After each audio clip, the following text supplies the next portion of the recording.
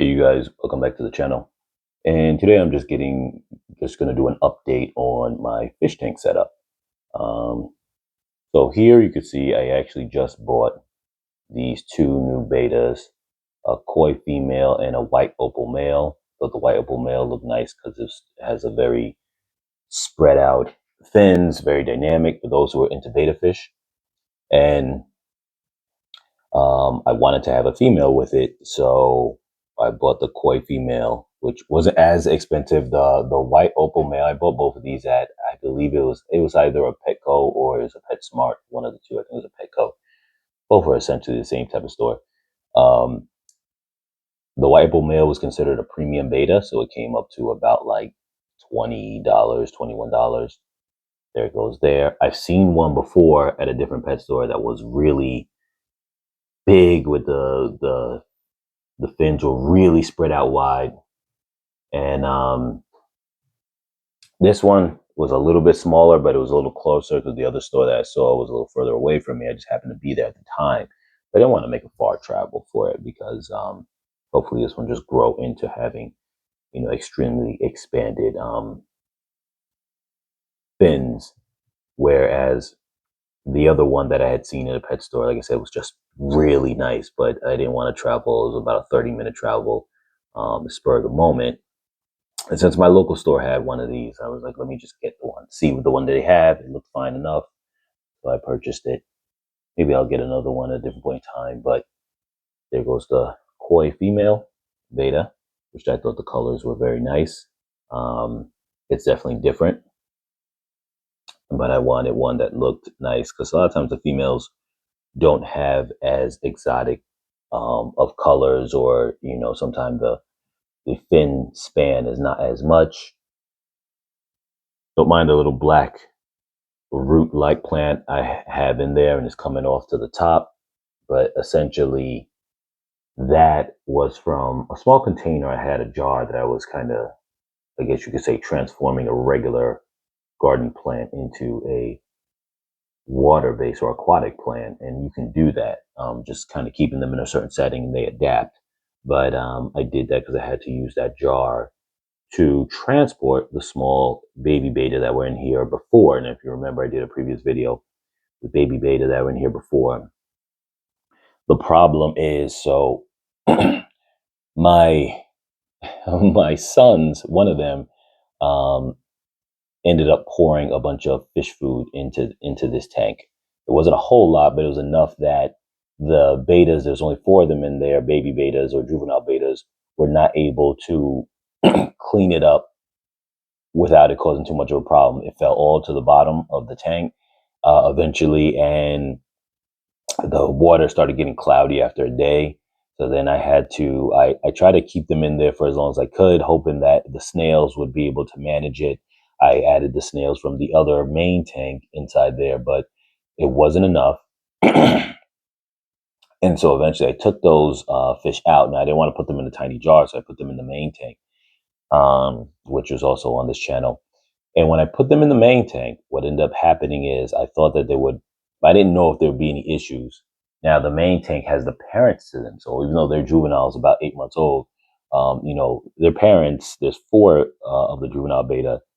2 of them, I believe, are males because one is a very deep bright red, which you've seen before on the channel. And another one was kind of bluish, but you could tell from the fins that it definitely is, I'm pretty sure it's a male. And the other 2, I believe, are female because their fins and their size are not as big. Now, I put them in that tank, and there was no problems other than a new female adult that I purchased who would kind of chase them around a little bit, not aggressively, but just kind of be interested. Other than that, there was no issues. So, because of that, when I purchased these 2 new betas, and I want to actually set them up in that's a snake tank. I'm going to get rid of the snake soon. Put them back into the garden. So I was going to put these into that tank, but since I didn't get around to setting that tank up yet, I said I don't want them to just sit inside their little containers. So I wanted to put them inside this. This is a 2.5 tank. gallon tank. So I figured, let me put them in here. They got little plants in here. It's a lot more comfortable. Since the time the water has recovered, because I had pulled a lot of the water out, well over 50% of it, maybe about 75% of the water. The first time I did, maybe about 25% of the water I pulled out and then replaced it to see if that was enough. It wasn't. Then I pulled out about 75% of the water and then replaced it. And it has gotten a lot more clear since all that food was in it. It's not as clear as it was before that, but it seems manageable, and maybe the plants and the snails will do the rest of the work. I took out the extra snails I had in there, so there's 3 in there now. I ended up putting 2 extra ones in there for a total of 5 from the main tank to just help clean it up. And they actually ate up all the food that was on the bottom. So they actually did a really good work. They were um, using the bathroom a lot in the tank during that time. I could see it was an abundance that they were doing that. So that might have also affected the cloudiness of the water, but they did eat up all of the food. So that was really good. Um, and here you got a little bit of beta play going on. But I was watching a channel recently that was on YouTube that was diving into having male betas in the same tank, and if that's possible. And what they pretty much said was that if your tank is spacious enough, this is definitely not a spacious enough tank. So here there's a male and a female, but if it's spacious enough, you could be able to have 2 males in it, and they'll just occupy a territory of their own. And that content creator estimated at least somewhere about 2 feet of tank space for their own. So if you had, like, say, like a 4-foot tank, you could have maybe 2 males at each side of the tank, and maybe even a third male, maybe swimming at the bottom of the tank, while the other 2 are at the top, maybe, who knows. And I thought that was interesting. Now, like I said, after putting the juvenile betas back into the original main tank, from this tank, there hasn't been a problem yet. Now, I don't know if it's just because they're juvenile, and if they get older, it'll be an issue. Now, that tank's only a 10-gallon tank, but it's a jungle when it comes to the plant life in it. So this one here, this plant life here, is just the jungle val. The other tank has, I don't want to say the full name because I know I'm going to butcher it, but it's like sword echidna or something of that sort. I'm going to put the link in the description for this video, and I'm also going to do another video showing the other tank, and put the link in the description of those plants as well. Even though all my previous videos of my tank, I have those in the description as well. And I find those to be very good aquatic plants. The 2 of these are the jungle val, and they're great because they spread on their own. I literally, when I created this tank, only had, I want to say it was, maybe I put 4 pieces, and essentially what happens is, you could see here, like a piece will branch off, and then it'll make this connecting bud, and it'll spread, and now it's its own independent piece. Even though they're connected, you can literally chop it at the little connecting branch, and it will grow on its own. And then here you see it did the same. So essentially all these ones here came from maybe about 4 pieces of the plant. In addition, in the back there, I have a regular terrestrial or outside plant that has grown, well, that has become water adapted. So you could see here, you may not be able to see that well, but if you see that leaflet over there, I know there's a lot of glare, that is from a regular outside plant that has adapted to be able to be in the water. So my plan here is to have these 2 have babies, and I'll have a whole nother set of a family. Except this time what I might do is, I will, once I have the other tank right next to it set up for fish, and I get rid of the snake, which I'm going to try to do that one really nice as well. No filters, just all plant based. I'm going to see if,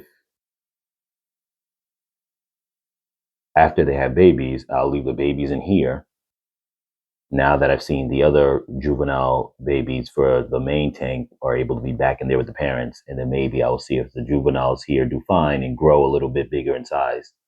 I'll be able to put them with the parents, and see how that works. Now, I don't want any of my fish to get injured, but I also like the idea of a natural environment where I can see that they're able to maybe coexist and get along and kind of experiment, because most people always thought that male betas can never be in the same tank. But one thing that the other content creator had spoke about, which is very interesting, is that comes from a place of these betas being in these small contained, um, these very small contained locations or containers or whatnot. And of course they're going to fight because they have no space. They say in general, they don't want to be right on top of each other. They want the ability to run. And now you have the female chasing the male. They don't want to be on top of each other. They want to be able to run away if there's a confrontation. But when there's no place to run, then one's going to just beat up on the other and possibly to the death. But if you have even a little bit of space where they can run and hide and a lot of plant life, at least they can avoid the confrontation. And one will assert his dominance, and he'll probably like walk around, well, not walk around, swim around the tank and say pretty much get out of my way. And then the other one will have at least enough room to get out of his way. And so they made note of that in their video, and I think it really is interesting, but it makes sense because in the wild, these fish are going to live together. They're going to be in a community. You're going to have males not that far away from other males, and it's just a matter of one being able to assert his dominance and say, hey, like you are going to stay at the back of the line of the pack or whatever the case is. And they actually demonstrated how two children of the male father, they grew up inside the tank. The two juveniles were comfortable with being around the dad. They just would have to make way for him when he came through. He would kind of puff up his gills, and they would just move to the side, and he'd be fine. And that makes it seem like, because no one's actually done enough actual experimentation when it comes to these fish to know if those things are possible, they always get scared that, oh, you can't mix them. Like when I left the pet store yesterday, actually, and I purchased these two beta. The first thing the guy at the store said at the register told me, you can't have them together because they're going to fight. I'm like, but it's a male and a female. And he says, yeah, you can't do that. And he's like, if you do, then the warranty to bring the fish back, if anything happens to them, is voided because they may have hurt themselves together in the same tank. And as he's saying that, I'm thinking to myself, I already 8 months ago, or around about 8 months ago, put two, a male and a female together. They had babies, and I ended up explaining this to him, and they had a whole family and everything. So the idea that they aren't supposed to go together makes no sense, because fish are supposed to go together for the purpose of breeding and having communities. But as the other content creator had stated, you just have to have an environment built for them to do that, which means you can't have them in a little container like this and say share space. That's not going to happen. But if you have a sizable fish tank, and mine are not, well, at least this 2.5 gallon is not sizable for two males to be in the same place, I would imagine. But the 10 gallon might be doable um, with enough green and plant life to be able to manage that. And I'm about to go in the next video and show the main tank. You'll see how much plant growth is in there. It actually got out of control, and it literally is like a jungle. And it filled, like I said, with the two plants, the jungle val and the sword plant. I'm just going to call it sword plant for short, because the rest of the name is going to be in the description, but it's hard to pronounce. And they really just dominate so much that there's plenty of places to hide. It feels like a swamp. And I think that that allows a 10 gallon to be managed with males, especially when you have a juvenile male versus a grown male. The juvenile will always make way for the grown male, which creates less hostility, because it already knows its place. And then when it gets to a certain age point, maybe at that point, the juvenile will be strong enough to say, all right, the older male has to now push to the side. But either way, I think that though people might think it's cruel to have certain setups where you push the limit and maybe have males together and whatnot.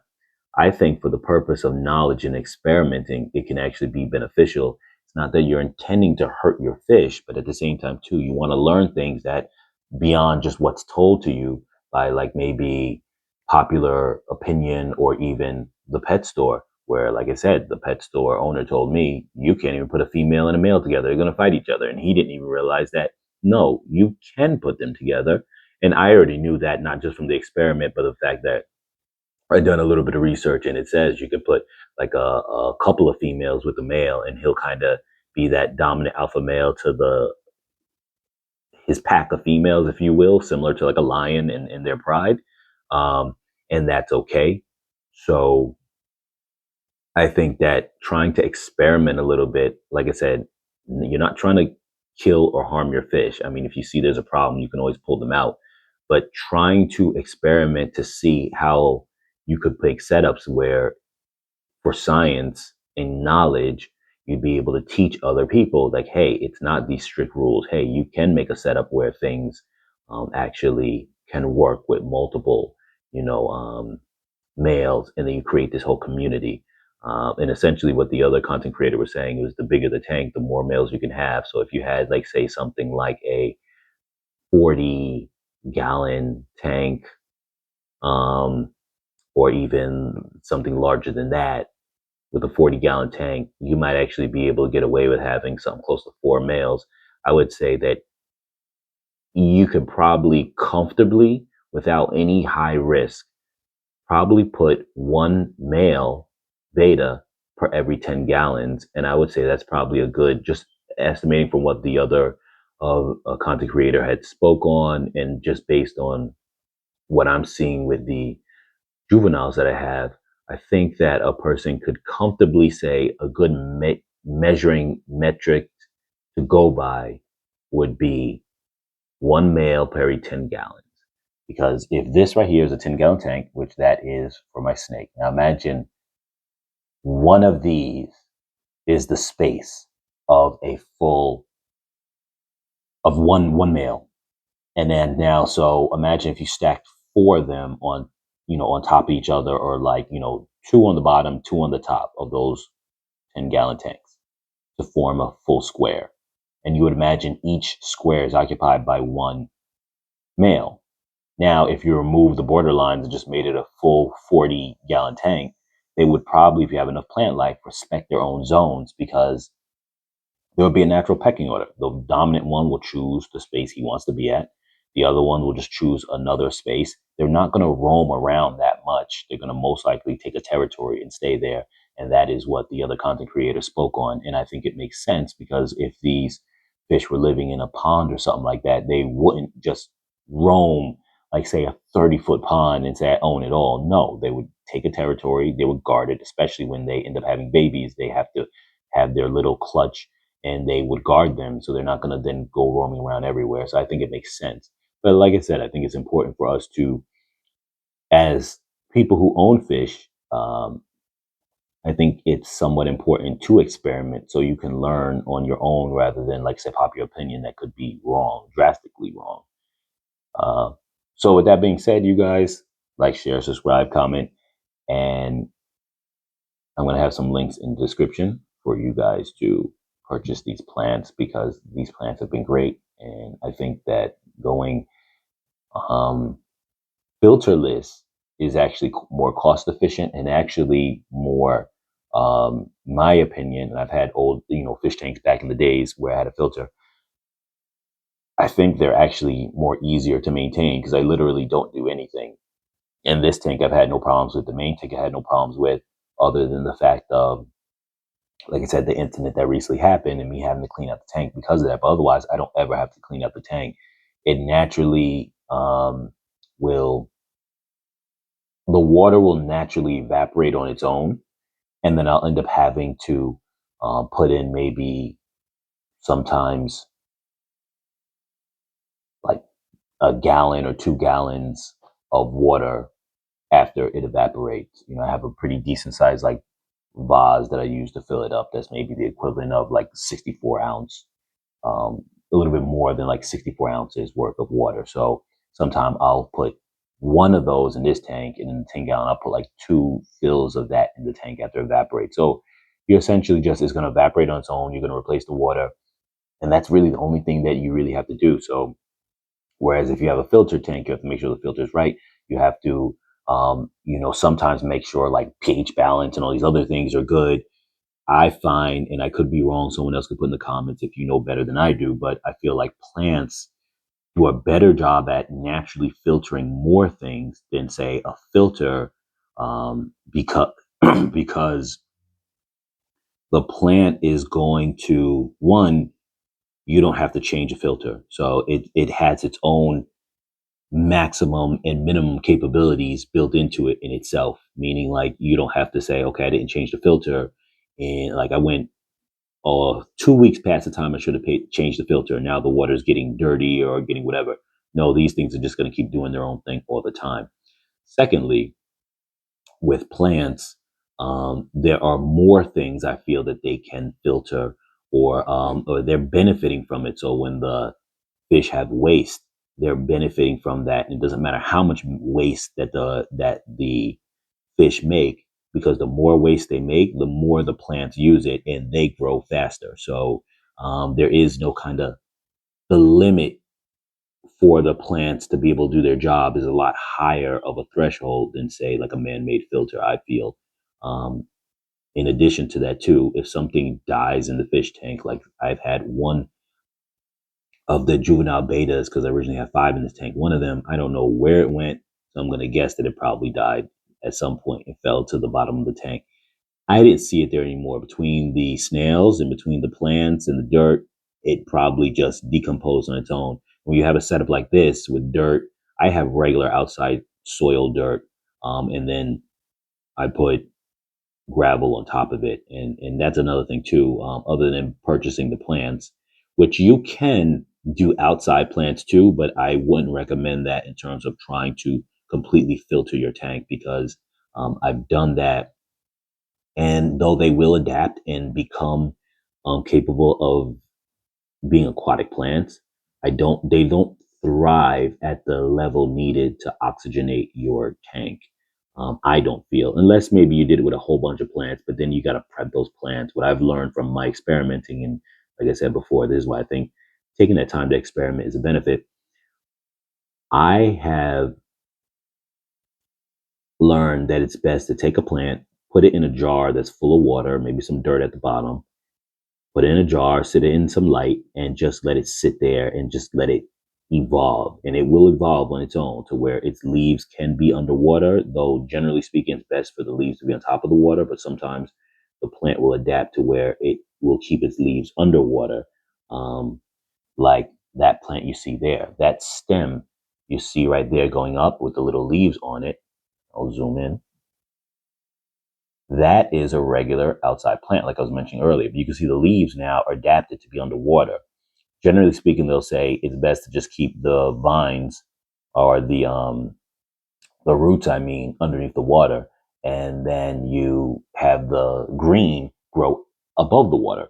But what happens over time is, as it adapts, this doesn't matter anymore once the plant adapts, and it even has more green sprouts coming from the lower part of the branch. So as you could see right there. So this is something that, just, if you prep the plant, it will be able to do that. Now, like I said, I don't feel that that plant, even though it is green, even though it's alive, I don't feel that that plant is doing the same work as all the aquatic plants, because it doesn't have a lot of green. It's not thriving in the super manner. You can see it's been there for just as long as the rest of these plants have, and it's not multiplying on that same level in terms of its growth size. Like it by now would have been like almost a full on tree for being in there for a couple of months, whereas these jungle val have just spread like wildfire all over the place. Um, but so with that said, I wouldn't say for you to try to do a natural filterless tank with outside plants. So you could do that just to get started. But like I said, I would recommend that you prep the plants first in a separate jar. because that way also, once you see they're adapted, you know that they'll survive in the tank. Because the first time I threw a couple plants like that, they didn't make it. And then now they were just like dead plants sitting into the water, which is fine. But, you know, it is, you know, obviously you want to have thriving plants and not just some dead plants in there. So I would definitely recommend that. Yeah. So I am going to stop this video here, and then the next video in regards to this topic, I will be taking a look at the main tank and showing you what's going on there with the multiple betas in there, and like I said, multiple males, because they're juveniles.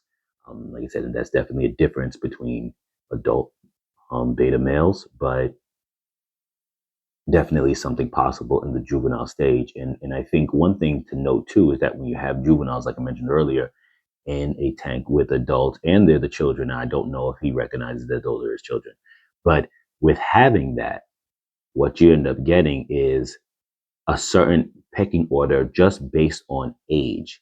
A juvenile male will not be seen as a threat to an adult male from what I've seen, because the adult male is going to naturally just push his weight around and the juvenile is going to back out of his way, causing no issue because they're not going to come into conflict. The juvenile is just going to know he's not a match. He's just going to walk away.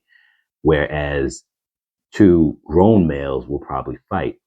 The reason why that pecking order makes a difference is because as the older male gets too old, and I hear their lifespan is somewhere about like 5 years, considered a long time to have a beta, and that's considered like pushing, I guess, the limit. At a certain point, the older male now will not be able to fight as much. The juvenile male will probably take his place, and at that point, because they were in the same tank so long, they'll probably have this natural respect for each other to where it's like, I don't want to kill you, but I want you to know I'm the boss. And then at that point, the father in this case, will probably back down and give the younger one his space now that he'd be an older male, and the older male would just reign supreme in that tank. And that's what I guess would be the case if you left them in the tank long enough to know each other, because I'm sure fish are not stupid. They know what other fish have been in the tank with them for over a year. Whereas if you introduce two foreign males, I think it would have more problems. So that is something that I'm going to test. And like I said, I don't have a problem with removing the fish if need be. So the objective is not for them to get hurt, but to see for knowledge reasons if this is the case and I'm filming it, then people who are also into, you know, collecting and breeding betas will learn this and say, you know what, now there are other methods. I don't have to have 100 tanks in my house just to get by. I can have, you know, maybe even in a 10-gallon tank, and I have two 10-gallon tanks and one 5.5-gallon tank, which is the one in front of us, and obviously the other 10-gallon right next to it that I haven't set up yet.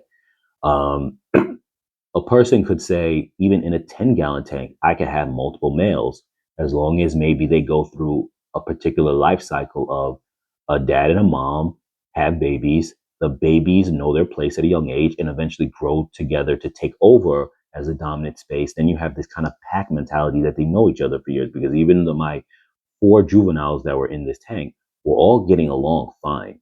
Only when I removed them to put them in the main tank and brought them back into this tank for about a day did the bright oldest red male started kind of targeting, which I believe is also a bright blue male juvenile beta, and they kind of started like following each other, a little bit like poking at each other, not in an aggressive way, but just kind of follow next to them. And then when the other one will run, he'll chase them, and then after that, they would leave him alone. So they were kind of asserting a certain level of dominance, and the blue one would back off, and then the red one would just kind of swim around like, okay, I'm the one who owns this place.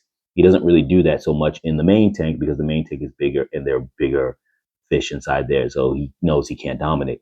But my point to that is when they're around each other long enough, they start to learn each other, know each other, and there seems to be, from what I see, a certain sense of, I want to say, they're a little more laxed with letting each other get by because they know each other, if that makes sense. But anyway, I dragged this video on way too long. You guys, like I said before, like, comment, share, subscribe, and I'll catch you guys in the next video.